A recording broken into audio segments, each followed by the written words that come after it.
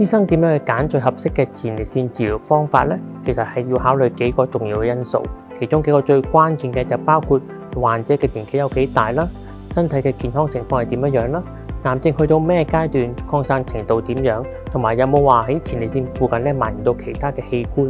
另外都要考慮患者自己本身嘅意願嘅。而家簡單介紹兩種治療前列腺癌嘅選擇，分別係根治性嘅切除手術同埋放射治療。根治性嘅切除手術呢項外科手術係將成個前列腺移除，通常適用喺癌症局限喺前列腺裏邊嘅患者。以前嘅手術一般係以傳統嘅開放式手術為主，但而家嘅主流已經變咗以機械臂輔助嘅腹腔鏡手術。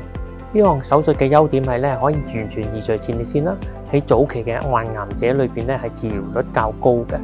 如果癌細胞冇擴散嘅話手術係可以將癌細胞徹底清除。而手術之後仲可以詳細檢查前列腺嘅組織啦，了解癌細胞擴散嘅程度。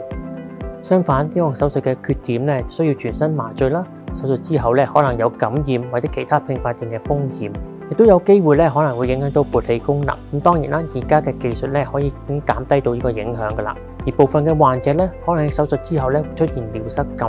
但多數情況都會隨住時間改善嘅。而放射治療又叫做電療。原理係利用高能量嘅射線去攻擊癌細胞，令佢哋無法增生並且死亡，適合癌症局限於前列腺或者部分已經擴散咗嘅患者。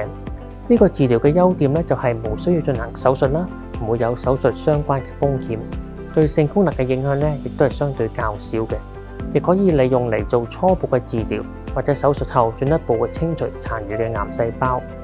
相反佢嘅缺點就係對比傳統嘅手術一日就完成啦，放射治療就需要幾星期到幾日，每日到日間嘅中心接受治療，但係就唔需要住喺醫院裏邊嘅。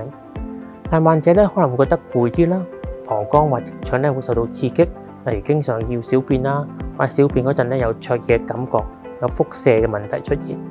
有少數患者可能喺治療後幾年出現大小便帶血、性功能下降或者輕微嘅尿失禁情況出現。